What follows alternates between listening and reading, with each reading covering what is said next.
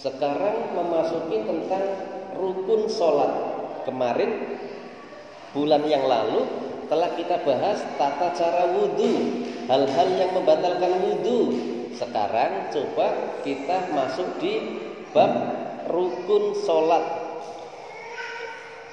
Saya ulangi lagi, kalau kita belajar ilmu fikih, ini kan fikih syariat nih, wudhu, mencuci, apalagi membersihkan najis, tayamum, bab haid, nifas, wiladah, sholat, ini adalah ranahnya ranah fikih. Maka rumusnya adalah kita harus tahu yang dinamakan syarat itu apa, yang dinamakan rukun itu apa, yang membatalkan itu apa, makruh, mubah. Kita harus tahu pengertian atau definisinya. Syarat itu apa? Sholat pasti ada syaratnya. Syaratnya sholat, ada yang rukun-rukunnya sholat, ada sunnah-sunnahnya sholat, ada makruh-makruhnya sholat, yang terakhir ada hal-hal yang membatalkan sholat. Suara saya jelas nggak, Bu? Nggak jelas ya? Nggak jelas? Kalau nggak jelas ya kita sudahin aja. Oke, kemarin syarat itu apa syarat? Apa itu, Bu, syarat? Syaratnya wudhu, syaratnya sholat. Apa itu syarat? Hal-hal yang harus dipenuhi sebelum melakukan wudhu, sebelum melakukan sholat, itu namanya syarat. Sekarang rukun. Apa itu rukunnya sholat? Apa itu rukun? Apa?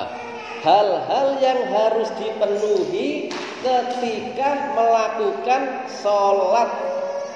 Kalau rukunnya wudhu, hal-hal yang harus dipenuhi ketika sedang berwudhu. Jadi apa perbedaan syarat dan rukun? Kalau syarat itu sebelum, kalau rukun itu ketika. Ketika wudhu itu namanya rukun. Kalau syarat sebelum wudhu, kalau rukun adalah ketika wudhu, ketika sholat. Nah, sekarang yang kita bahas adalah syaratnya sholat. Yang kita bahas adalah rukunnya sholat. Rukun sholat yang pertama adalah niat.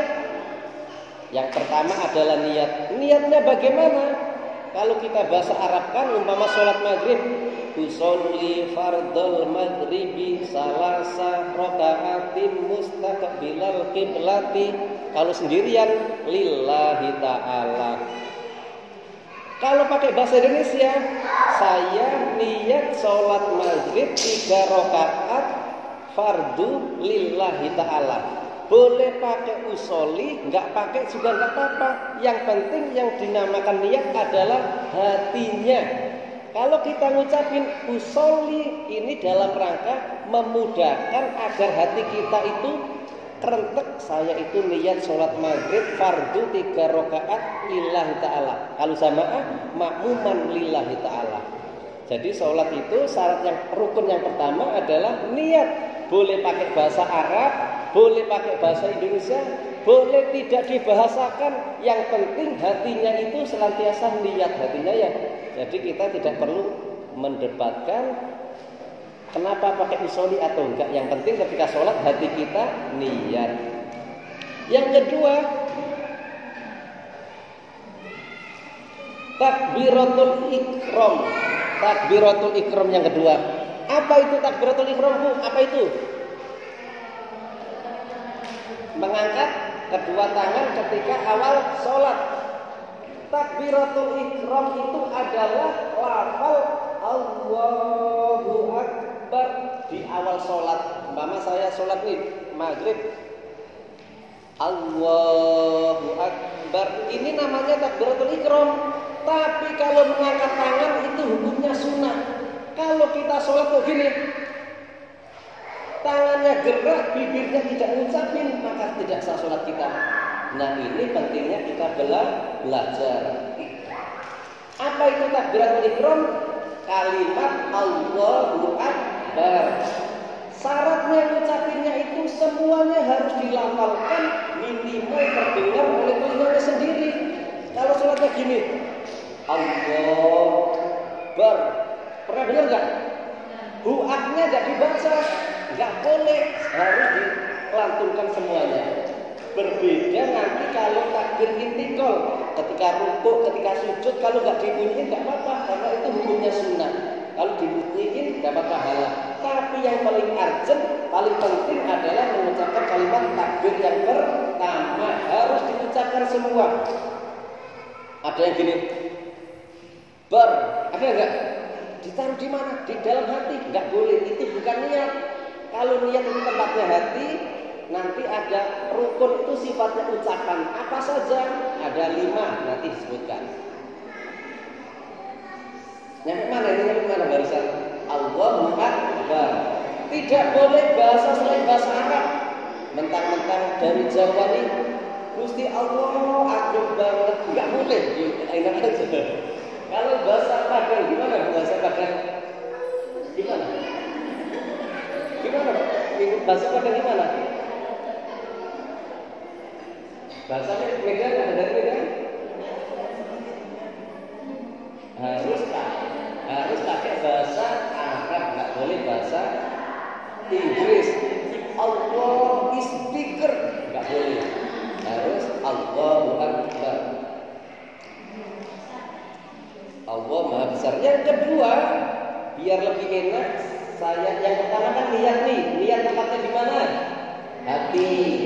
Yang kedua, rukun yang sifatnya adalah ucapan, ada 5. Harus kita ingat-ingat. Yang pertama, melantunkan Allahu Akbar. Mengangkat tangan, hukumnya sunnah. Kita gini, Allahu Akbar, ini sunnah. Gak boleh. Kenapa kok gak gini, gak gini? Ya gak apa-apa, sunnah. Kan sunnah diributin. Yang penting ini bibir kita lantunin Allahu Akbar. Kalau di sini bagus, di sini bagus, sini ya boleh kan gitu Bu. Yang penting bibir kita ngucapin Allahu Akbar.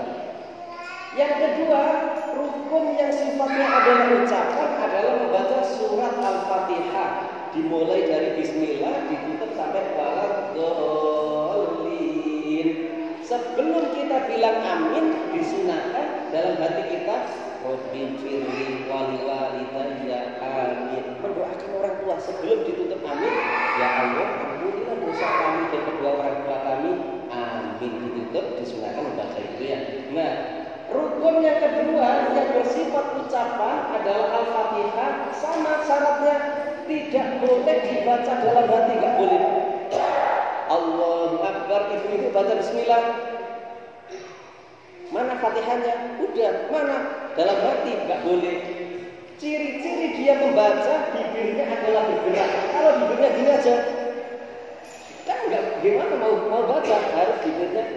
Caranya minimal terdengar oleh telinganya sendiri. Dan nggak usah keras-keras nanti, nggak buka kanan kirinya, nggak usah. Dimulai dari Bismillah sampai ayat yang terakhir. Rukun yang ketiga yang bersifat ucapan. Yang ketiga apa? Membaca tasahud akhir. Ketika kita tasahud akhir, umpama sholat maghrib 3 rakaat nih. At-tahiyatul itu namanya tasahud akhir, harus kita baca sampai kalimat syahadat. At-tahiyatul barakatus shalawatut thayyibatu lillah. Assalamu alayka ayyuhan nabiyyu wa rahmatullahi wa barakatuh. Assalamu alayna wa ala ibadillahi sholihin. Asyhadu an la ilaha illallah wa asyhadu anna Muhammadar Rasulullah. Ini wajib dibaca ketika tasahud akhir. Ada berapa jadi 3 ya? Yang keempat, membaca sholawat Nabi. Allahumma sholli ala Muhammad. Dikasih Sayyidina juga gak apa-apa. Allahumma sholli ala Sayyidina Muhammad. Ini wajib. Jadi ada 4. Wa ala ali sampai apa Sayyidina Ibrahim itu hukumnya sunnah. Yang wajib adalah sholawat. Setelah asyhadu an la ilaha illallah wa asyhadu anna Muhammadar Rasulullah, ini namanya tahiyat. Yang keempat, sholawat Nabi pada tahiyat akhir. Allahumma sholli ala sayyidina Muhammad. 4.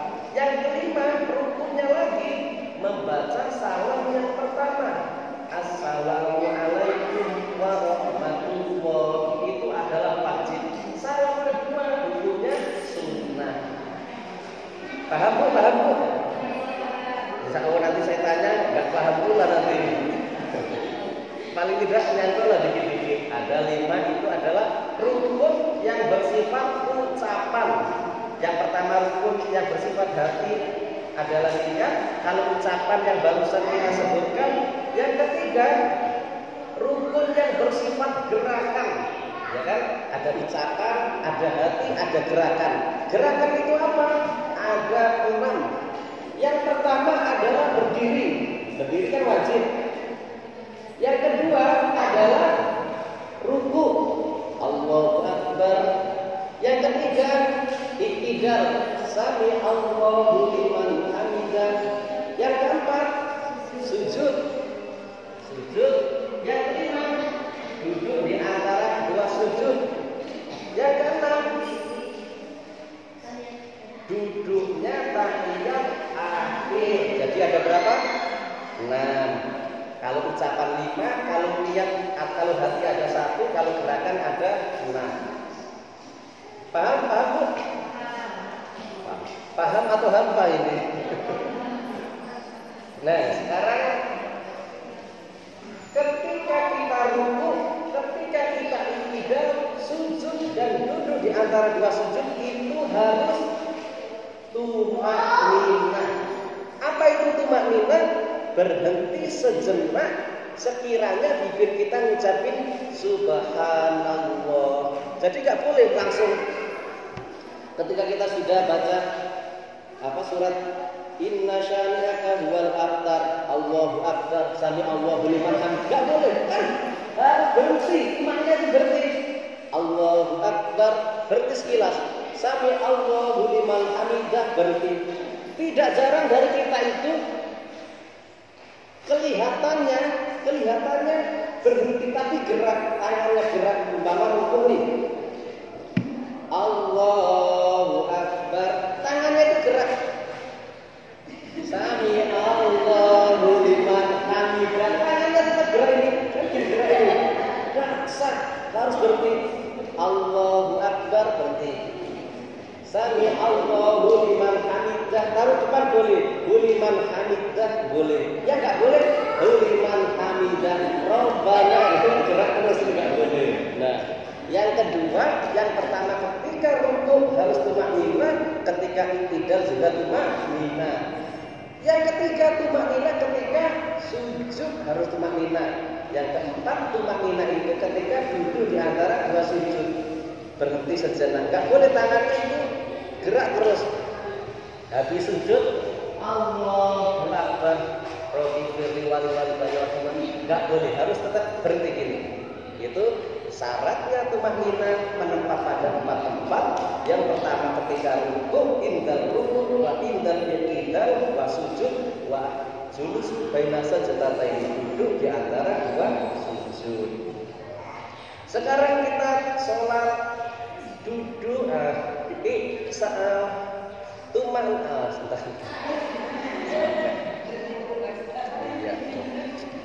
Ini udah gelap atau karena mendung ya ini? Jamnya dari tadi itu terus jamnya itu.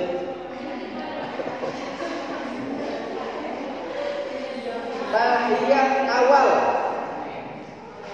Tahiyat awal. Kalau sholat zuhur, maghrib, asar, isya kan ada tahiyat awalnya punya. Nah, tahiyat awal kan duduknya gini. Nah, tahiyat awal itu hukumnya sunnah.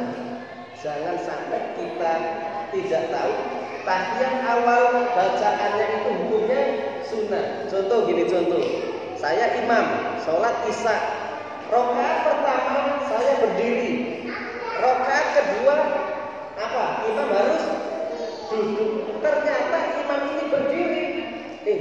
Pak Imam ini lupa kali. Rakaat kedua kan harus duduk, kenapa pula berdiri? Lalu diingatkan oleh jamaah yang belakang, diingatkan dengan apa? Subhanallah. Kalau perempuan cukup ya tepuk ini. Nah, kalau imam ini sudah berdiri, kemudian jamaah bilang Subhanallah, masih ada berdiri. Subhanallah. Apa yang harus dilakukan oleh imam? Apa kira-kira? Apa? Duduk lagi atau terus? Apa Bu? Kan rakaat kedua seharusnya dia duduk, tapi berdiri. Ketika udah diingatkan oleh jamaah di belakang, apa yang harus dilakukan? Terus atau duduk? Terus. Yakin? Iya. Hendaknya imam terus, nggak usah duduk, nggak usah. Kenapa? Karena berdiri adalah wajib, sedangkan duduk itu sunnah. Mendahulukan sunnah, meninggalkan wajib, maka sholatnya batal. Maka makmumnya jangan ngeyel. Udah subhanallah, udah berdiri, subhanallah, astagfirullah Pak Imam. Nggak boleh ini, karena duduk pertama adalah sunnah. Berbeda kalau imam itu belum sempurna berdirinya. Ketika rakaat kedua mau berdiri, Allahu Akbar, belum bersempurna, Allahu Akbar, subhanallah, baru duduk lagi boleh, karena berdirinya belum sempurna. Makmum harus hati-hati, makmum laki-laki. Hati-hatinya gimana? Kalau kita mengingatkan imam dengan kalimat subhanallah, tujuannya hanya ingatin saja, maka makmum ini batal sholatnya.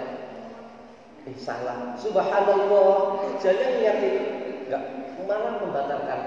Maka makmum harus menghadirkan selain mengingatkan adalah untuk berzikir. Subhanallah. Bedakan Bu ya. Satu niat mengingatkan, dua niatnya berzikir. Yang dibolehkan itu dua-duanya, ya zikir, ya ingatin. Kalau niatnya hanya sekedar mengingatkan, maka tidak diperkenankan. Sekarang sujud. Sujud. Ketika sujud, ada berapa anggota yang harus menempel di lantai? Ada berapa? Coba. Ada berapa kok jidat? 3. Selain 3, apalagi ada berapa? Ada? Ketika kita sujud, ada berapa anggota tubuh kita yang menyentuh di lantai? Berapa Bu? Ada 7. Yang pertama adalah kening. Hidung itu hukumnya sunnah. Kasihan yang pesek nanti. Sunnah ini. Kita kan termasuk pesek kita ini. Yang pertama adalah kening, harus menempel di lantai. Yang kedua dan tiga adalah kedua telapak tangan. 4 dan 5 adalah lutut. 6 dan 7 adalah jari-jari kaki. Semuanya ini yang wajib dibuka adalah kening. Keningnya harus dibuka. Ibu-ibu, bapak-bapak nggak boleh keningnya tertutup. Tertutup dengan apa? Dengan pakaian kita. Contoh, kalau saya sekarang kan kebuka nih. Kalau tertutup bagaimana? Pakai songkok itu gini. Allahu Akbar. Ini sujud tertutup nggak hati saya? Tertutup kan? Aduh sakit. Ada kan bapak-bapak umpamanya pakai songkok hitam nih, kumisnya tebel. Biasanya songkoknya itu begini. Ini hati-hati kalau sujud terhalang oleh air, maka tidak sah sujudnya. Kalau sujudnya tidak sah, maka sholatnya tidak sah. Begitu juga ibu-ibu, kalau kening ibu-ibu tertutup oleh mukena, juga bisa tidak sah. Mukena yang mana? Mukena yang potongan. Nah, kayak ibu-ibu kan potongan nih. Kalau ibu-ibu mukenanya potongan, ketika sujud hati-hati. Mukena yang depan biasanya melebar sini. Melebar kok kening kita terkena mukena, maka dianggap tidak sah, tertutup. Maka caranya ketika sujud harus begini-gini kenanya. Gitu ya. Ibu-ibu mukenanya potongan atau langsung? Langsung ya, yang modis-modis kan termasuk potongan.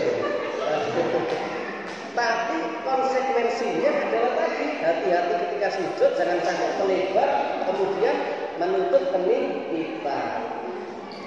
Itu kening, khusus kening harus dibuka, laki-laki, perempuan keningnya dibuka. Kemudian apalagi yang kita bahas? Ucapan sudah, niat sudah, gerakan sudah, kemudian sifat sudah, yaitu tumakninah. Kalau sudah, ada pertanyaan Ibu? Tidak ada, alhamdulillah. Gerakan yang lebih dari 3 kali ya. Batas gerakan menurut Imam Syafi'i 3 kali berturut-turut adalah batal. Contoh, di depan ada jamak batal, keluarkan sifat sikap kita kan harus berdiri maju nih. 1, 2, 3, 4. Lebih dari 3 batal nggak? Batal. Maka caranya harus gini ya. Berarti dulu 3, 4. Itu ya, tidak boleh 3 berturut-turut. Jadi tadi kalau gini salah gini. 1, 2, salah. Batal. Masa 1. Itu nggak boleh dihitung. Masa hitung kan? Itu ya. Lagi gerakan yang membatalkan itu garuk-garuk yang terlalu lama. Garuk-garuk itu kalau itu kan biasa lah. Garuk-garuk itu contoh garuk-garuk apa? Kelingking. Kalau garuknya kecil itu gini, kecil itu siku kita itu nggak gerak. Ini sampai lama pun nggak apa-apa. Asal jangan lihat main-main. Tapi garuknya gini. Ini batal karena sikunya ini termasuk gerakan besar. Itu Bu ya. Gerakan lebih dari 3 kali membatalkan sholat. Tapi kalau 2 kali berhenti itu boleh. Ada pertanyaan lagi? Saya pikir ya.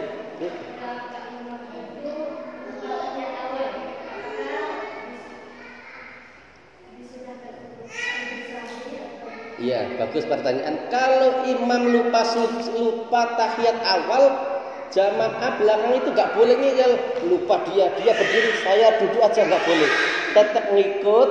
Terakhir disunahkan untuk sujud sahwi. Apa saja kesunahan untuk sujud sahwi? Ketika lupa sunah ab'ad. Sunah ab'ad itu diantaranya adalah duduk tahiyat awal. Ketika lupa kunut, bagi yang kunut.